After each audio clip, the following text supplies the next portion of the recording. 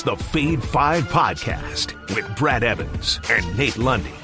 Place your bets, you check wagons. By the big noise up here, joined by the good son, Nathaniel Lundy. Tis indeed another Friday edition of the Fade 5 Podcast. Let's not waste a moment of time. We're hopping aboard the Hong Kong Plus Bus, locking and loading. A wager at plus $100 or greater. Nathaniel Lundy, what do you have? Well, let's look ahead to Sunday, shall we? And the team that has turned into what everybody's picking on and will be nap-inducing come Thanksgiving Day.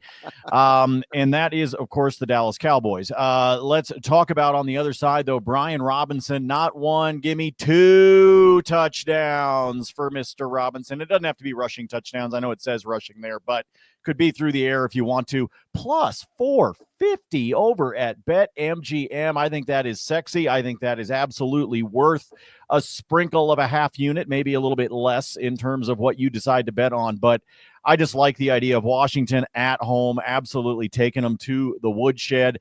You got Jaden Daniels there, but I tell you what, when you got Brian Robinson Jr., by the way, if you want to get specific about it, just turn and give him the damn ball on the goal line, and let's see if we can get a couple of touchdowns at a sexy 4.5 to 1.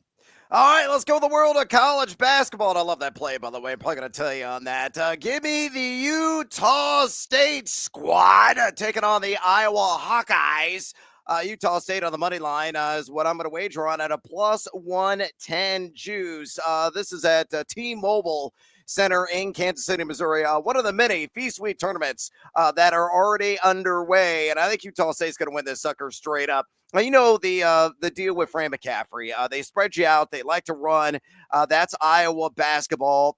Fantastic and really just phenomenal offensive sets that he runs. It's why Iowa's number 37 on the young year in EFG offense, setting 56.8% from inside the arc and 38.8% outside of it. The strength, though, of Utah State is the fact they really get after on the glass. One of the best offensive rebounding teams in the country and a phenomenal offensive team in their own right. They're shooting 61.8% from inside the arc and 38.4% outside of it. Now, the downside for Utah State, 3-point defense, where they're number 221 in the country, but because of their rebounding, I think they're just going to slowly suffocate the Iowa Hawkeyes and what should be, maybe a race to 85 in this one. So give me Utah State to win straight up on the money line in a neutral court battle against Iowa, plus 110 there at BetMGM. With that bet on the board and Lundy's as well, let's get after it with another Friday edition of the Fade 5. Number 5. Numero 5 on the countdown. It's all NFL all the time in the countdown, previewing week 12 and all player props as well, because generally speaking, that's where I find the best value, though I like to donate units to the sportsbook in the process. Hopefully this will not be the case at plus 125. Bo knows passing touchdowns, and that's Bo Nix. Give me the over on 1.5 airstrikes against the Las Vegas Raiders. And again, you can grab this right now at DraftKings at a plus 125 juice. He's already done this against Vegas this season. Back in week 5, 206 yards and a couple of touchdowns through the air. Hell, he added a rushing touchdown in that game as well. Bo Nix has been white hot. He's been a top 10 fantasy quarterback over the last 5 weeks. He's only number 20 in adjusted completion percentage, but he's number 10 in red zone completion percentage. He has thrown for multiple scores in 5 of his last 7 games. And look at Vegas. They're woeful in that back end defensively. Number 26 in pass EPAD over the last 5 weeks. On the year, they're only giving up 6.94 pass yards per attempt to 219.2 pass yards per game, but they've also allowed 1.8 passing touchdowns per game. 5 guys, including Nix, have achieved the feat, and I think Bo Nix is going to duplicate the effort that he twirled earlier this season. So numero 5 on the Fade 5 countdown today. Bo Nix over 1.5 passing touchdowns against Vegas, plus 125 at DraftKings. Lundy, bury the bias. Fade or follow? I got no problem burying the bias because this team's already done a hell of a lot more than I expected. I've been eating pro over the course of the last couple of weeks. I told everybody at the beginning of the season, take the under on the 5.5 wins total, and obviously they've already gone past that with their 6th that they got last weekend. As they crushed Atlanta. I think they get their 7th this weekend. I think the Raiders are in full tank mode. I think the Broncos can do Vegas a favor by beating them this weekend because it just puts them in a better position to draft Shedeur Sanders from just up the road in Boulder. So you put all that together. I like this one. The over-under is at 41. I would play the over if I were you folks. I do think they're going to beat that total. If you're thinking about doing a same-game parlay, bring it down by maybe 5 points. Take it from 41 down to, say, 36.5, 37.5. I still like the over in that. I do think Vegas will find a way to score against this team more than the 6 points that we saw out of Atlanta. However, if you think about it, the final score last weekend against Atlanta was 38-6. That's over 41. So if I like the over, then I got to be able to follow what Brad's doing here with a couple of passing touchdowns. Good plus odds here. Same game parlay, take him for 1. Don't worry about the 2. But by itself at plus odds, I think you can roll this. Bo, make us some buckaroos, baby! Number 4. Numero Quattro here, the Fade 5 Friday edition of the Countdown. Puka Nacua, if you take the over, I think he's going to leave you penniless. That's why I'm going to live in the land down under on a prop that's been creeping up strangely, and that's on receiving yards. Right now, best odds in the business, best line in the business at FanDuel. If you're betting the under at 72.5 at a standard FanDuel minus 114 juice, and he's, of course, taking on Nacua. The Philadelphia Eagles fly. And this is a daunting matchup for him. You look at Nacua. He's averaging 80 targets per game in limited action. He has performed in 5 contests this season. He's only been under 72.5 yards a pair of times. A guy, though, is number 85 in route win percentage. So not getting a ton of separation on the regular, though number 4 in yards per route run. So he, really extends the field. Matthew Stafford has been pinpoint accurate here in the last couple of weeks, but a very difficult on paper matchup. The Eagles, number 1 in the NFL the last 5 weeks in pass EPA defense on the year. They have allowed the fewest yards to the wide receiver position, and they haven't allowed a single wide receiver to go over 70 yards. You got to go all the way back to week 5 was the last time that occurred. And just quadrupling down. Big play Darius Slay living up to the nickname. It's going to be the projected primary assignment for Puka Nacua. Slay this season has given up just a 56.3% catch rate and has allowed the 88th most yards to his assignment. So not a friendly foe, to say the least. So to recap, numero quattro on the countdown today. Puka Nacua living in that land down under 72.5 receiving yards against Philly, minus 114 at FanDuel. Good sir, fade or follow? I don't know how much I like this one as it sits right now. Here's what I'll tell you that I would do. If this has been creeping up, I'd be willing to bet between now and kickoff on Sunday night that it's not going to go down, that you're not going to see it get steamed back down. I might wait until tomorrow afternoon or even Sunday morning and see if maybe this has crept up even more. If for some reason people are buying in on this idea that Stafford and company are going to get it done at home against the Eagles, I might wait to see if this goes up a little bit, Brad, because if it's been going up, it may not be done. But if it's been going up, I don't necessarily see it turning around and going back down. Up, up, up. It keeps climbing. I'm telling you, man, that balloon is about to pop. Number 3. Numero tres on the Fade 5 countdown. Brad, you're a dunderhead. How about you fade another superstar wide receiver? Sure, I'll do that, and that is my play here. Justin Jefferson not going to be so dynamite against my Chicago Bears.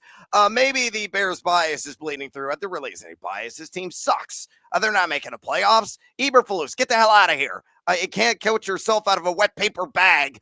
But I do believe they're going to somewhat mitigate Justin Jefferson in this NFC North matchup. So I'm going to live in that land down under on his receiving yards, 82.5 in the Windy City at a minus 115 juice there at BetMGM. I look at Jefferson. He's only been under this number 2 of 10 games all year long, seeing a hefty 8.7 targets per game, though just number 73 and average depth of target. The Bears, number 2 in pass EPAD on the season. Only 4 guys have gone over this mark against them this year.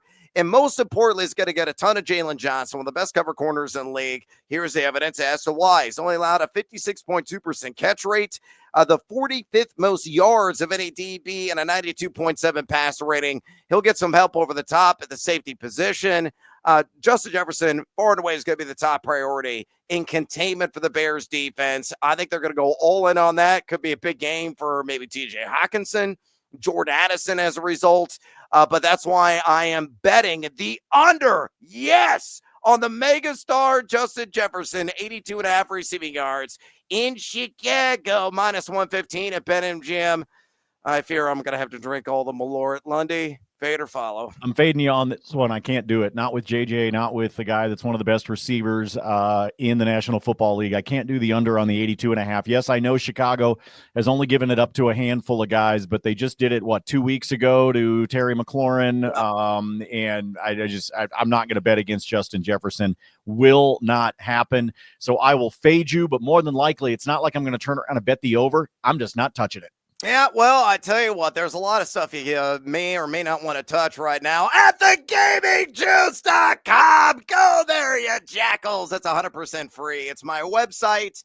All of my betting opinions live there. All of my fantasy football content lives there as well, including positional rankings that I update pretty much every single day this time of year. I know a lot of you out there are fighting tooth and nail to try to get in your fantasy postseason.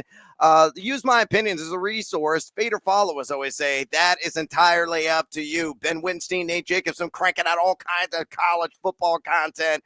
Head of another busy Saturday. Nathaniel Lundy's NHL spreadsheet picks lives there. Absolutely free. Brandon Velasquez also contributing some puck bucks as well. My spreadsheet lives on that site. And you can ask me a question. Just click Ask Brad, and it's for members only, but it's free to sign up, so you have no excuses. Very simple process. The wonderful partners at Boom Press put together for me. So, again, go to thegamingjuice.com. You don't pay a single penny. Click, converse, and cash. ... Maybe. Number 2. Numero dos here on the Fade 5 countdown. Is it mandatory? It is mandatory! Mandatory Montgomery, jackals on the SGP. I got him for anytime touchdown, and I'm going to parlay that. Correlate, synergize, and bring it all together with Detroit to win straight on the money line. I can't believe this is plus money when I built this at BetMGM this morning, but it is. You want to grab it now? Even if it gets to like minus 105, minus 110, I would still play it. Montgomery has been money in the bank, splashing 6 this season. He's done in 8 of 10 games. As a matter of fact, number 6, tied with Kareem Hunt for total red zone touches in the NFL with 38. He's getting, close to 50% of the opportunity share. Jahmyr Gibbs very likely to score in his own right. So honestly, how about an early bonus time action? You can do an SGP. Montgomery anytime touchdown, Gibbs anytime touchdown, and get significant plus money there. Bet this individually, obviously idiotic, because it's like minus 190 right now. Best odds in the business, I believe, at BetMGM. Montgomery and Alliance taking on Indy. Indy is number 11 in rush EPAD. They've been borderline terrific in that category over the last 5 weeks, and they've only given up 8 combined touchdowns to the running back position this season. But I think the Lions, once again, will get a lead, win this thing down the stretch. I think they're going to be contested. It's not going to be sweat-free by any stretch of the imagination. But I think Montgomery crosses a chalk for an early touchdown. We check that box. And when the clock finally expires and the Lions win, we check the other box. So on this 2-leg SGP, mandatory Montgomery anytime touchdown. Detroit on the money line plus 105 at BetMGM. Numero dos in the countdown. Fade or follow me, amigo. I don't know why you even bothered. Like, you do this every week. It keeps cashing. Of course I do it every week. Yeah, but couldn't you shake it up a little on the pod? No, I'm here to make money. Why you got to use up one of the Fade 5 slots on a bet that we all know you're going to make? Well, that's very valid, but I am a slut for all things Dave Montgomery. You're a slut for a lot of things. Number 1. Numero uno here on the Feed 5 Countdown. No lies detected at that last statement from Nathaniel Lundy. My favorite bet of the weekend. Let's buck up, folks. Bucky Irving. I'm taking the over on 50.5 rush yards. Juiced up, unfortunately, at a minus 130 there at BetMGM, but they have the best odds currently in the business. If you want to go all market, 60 or more rush yards at plus money, I say go for it. You can probably get that at like plus 120 and 125 right now, and I think he's going to get there and cross that threshold as well. Todd Bowles was asked, hey, Bucky Irving's really run the ball hard. You got to get him a little bit more work, and Todd didn't directly say it. He still committed to the RBBC with Rashad White and Sean Tucker, but he hinted at possibly getting Irving a little bit more of the volume. A guy that's averaging 5.6 yards per touch. He is top 3 in the entire NFL in yards after contact per attempt at the running back position, 3.78. He also has 30 missed tackles, forced his top 30 at the position.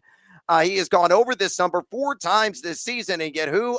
Yes, the New York Giants, who just released Daniel Jones. Oh, life comes at you fast, Daniel.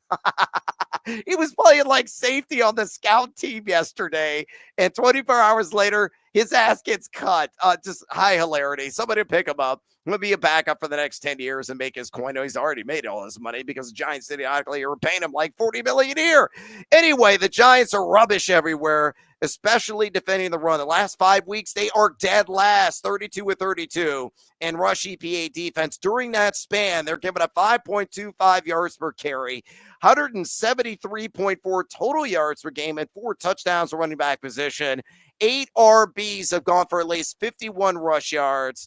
I think Bucky Irving with Tampa likely going to be in control. I know my guy. Hey, it's me. It's Tommy DeVito. Bada bing, bada boom. I'm back, baby. Yeah, everybody's on the Tommy Cutlets bandwagon, but I think Tampa, fresh and revived, coming off the bye. Mike Evans is back. They should rock and roll in this game, and Bucky Irving should coast past 50.5 rush yards. So my top play of week 12, and Bucky Irving over 50.5 rush yards, minus 130 at BetMGM. Good sir, fade or follow? I will follow, good sir, because I'm actually going to kick off bonus time early. Hit it. Do it, Brad. Bonus time. Oh, that's a tease. What do you got? Here's what I like about Bucky Irving. I want to throw this one out there because there's value for you if you go get it right now. Longest rush over 14.5. Ooh. Take it. Over 14.5 for Bucky Irving. It is minus 135 at DK, but it's minus 115 at BetMGM. Go take the extra 20 cents worth of value on that one, please, and thank you. Courtesy of Jared Hockman over at Covers. In the last 4 weeks, the Giants have given up 11 carries of 15 or more yards. Holy smokes. 11 carries in 4 games, y'all. That's what the Giants defense has allowed. Give me all the Bucky Irving I can get this weekend. Dude is going to go ham against this Giants defense, okay? I knew that the Giants were being susceptible, but I didn't expect that. So like I said, a hat tip to Jared Hockman, who's over at Covers, who posted up that stat. And I could not bet that Bucky Irving over longest rush fast enough, especially when I saw that BetMGM had it at 20 cents better than everybody else that is out there. Brad, I'm going to give you kind of an interesting stat. Oh, I like it. I don't do a lot of spreads and things like that. I like money lines. I don't do a lot of spreads in the NFL because, frankly, the odds makers have built some pretty substantial casinos in Vegas off of being really, really good at this. Yep. Detroit's damn good. Yes, they are. Indianapolis is 7-2 against the spread in their last 9 games. Yeah, they've been covering machines. They have been covering, and they're catching 7.5. That magic hook that's right there on the idea of losing by a touchdown or less. I haven't decided if I'm dipping my toe into that pool yet because it might be filled with piranhas, but I just want to point that out to everybody because I think that is fantastic. Off the top of the program, I told you that I love Mr. Brian Robinson to go snag himself 2 or more touchdowns. The other guy that I really like for that this weekend is Joe Mixon. In terms of pulling in 2 or more. If you look at what Tennessee has done in terms of allowing multiple touchdowns to the running back position, it's there, folks. They've given up 7 on the ground and 6 through the air over the course of the season, 13 touchdowns to running backs over the course of their season so far. And Joe Mixon is it. So, for example, if you go back to the contest against Detroit, Montgomery had one, of course, because it's Brad's guy. And so did Jahmyr Gibbs. Well, Houston doesn't have that option. It's going to be all Joe Mixon all the time, especially when they get down to the red zone. So I like Joe Mixon to go for 2 or more touchdowns as well. So if you're looking for a couple of guys, I would bet them individually and then, I don't know, throw $5 on them for both of them to be able to do it. I will tell you this. If you take Brian Robinson for 1 touchdown, take Joe Mixon for 1 touchdown, and then take Jalen Hurts for 1 touchdown. If you do that 3-legger, I know there's some boosts out there. I know DK's got one if you put together a parlay for anytime touchdown scores without the boost. Those 3 guys, Mixon, B-Rob, and Jalen Hurts, plus 318. Oh, sexy. That's really nice. Jalen Hurts, by the way, has had at least 2 rushing touchdowns in 3 straight road games. Just reminding y'all, that's the case. And he's had a rushing touchdown in every road game this season except for 1. That game was against the Saints. If you like chalk, and I know that we've got 6 teams on bye this weekend. This is the bye-mageddon or whatever you want to call it when it comes to fantasy. I know we've got 6 teams on bye, but if you haven't been paying attention, folks, there are some heavy money line favorites this weekend. Big time. Heavy money line favorites. If I go out and grab the Lions, the Dolphins, and the Bucks, Brad, you got any problem with those 3? No, but somebody's going to mess it up for you. Somebody will mess it up for me. That's a plus 113. Yeah. Let's talk about the Commanders, the Texans, and the Chiefs. Again, no issues at all, and it's going to be plus money, but somebody's going to muck it up. Well, if I put all 6 of them together, it's plus 259. Oh, see? Yeah. I mean, I love it. It's all sensible and logical, but there's a lot of illogical that creeps in this time of year. Me too. I'm right there with you. Something's going to screw with it, just like I told you yesterday. We did that Monday parlay in hockey where I took the money line against the 3 worst, arguably worst teams in the National Hockey League, and all 3 of them pulled the upset. So I got hosed. Last one for you on the totals up in Seattle for Sunday afternoon. Give me the under on 47.5 between Arizona and Seattle. Supposed to be wet, supposed to be cold. And I just don't know how Kyler Murray and company are going to perform in that. So 47.5 is too much for me in the Pacific Northwest on Sunday afternoon. Take the under. I yield the floor to the fine gentleman from Illinois. By the way, there's only 2 games in the NHL tonight. That's why we're not talking hockey. All right, well, there you go. Passing on the buck. Let's go to the Team Huevos Parlay Play NFL Week Numero 12. And it's in the matchup between the Green Bay Packers and San Francisco 49ers. Leg numero 1. Give him the CMC Football Factory. Christian McCaffrey, 100-plus rushing and receiving yards combined. Leg numero 2. So give me his contemporary there. And Josh Jacobs, 50-plus rush yards on the Green Bay side of things. And leg numero 3 in the alt line. Give me Green Bay plus 7.5 in this one. So put a little Captain Hook in there. Can still lose by a touchdown, extra point, and I still cash. I'll save the juice on this after explain each leg. So leg numero 1 here with CMC. 100-plus rushing receiving yards. He's done this the first 2 games back from injury. He went for 107, 106 in those contests. He's seeing 91.7% of the opportunity share. He doesn't really take a break at all. It's going to be more of the same. He's had 19 and 23 touches the first couple of games back. It's going to be 20-plus touches. He's running around 63.8% of the time. That's 22 routes per game over the first couple. And then Green Bay the last 5. Number 29 in rush EPAD on the season, giving up 4.38 yards per carry, 134.2 total yards per game. 5 guys have gone for 100 or more combined yards. So McCaffrey will easily get there. Then Josh Jacobs, 50 or more. Really, the weakness defensively is San Francisco up front. They're number 17 rush EPAD, rather vanilla, rather mid, rather may in that category. Giving up 79 rush yards per game. They're only giving up 3.76 yards per carry, but through sheer volume, Jacob should get there. He has done this 9 times, 9 this season. He's top 5 in YAC per attempt. Top 7 in total missed tackles. 7 running backs have done this against San Francisco. Make it a snowman. I think Josh Jacobs gets to 50 yards on the ground. And then Green Bay, leg numero tres, plus 7.5. You look at Green Bay, only number 21 in EPA per play defense over the last 5 weeks, but number 7 in offense. San Francisco, 15 in defense over that span, 8 in offense. Comparable, in other words, to the overall resumes and profile. I look at Betalytics.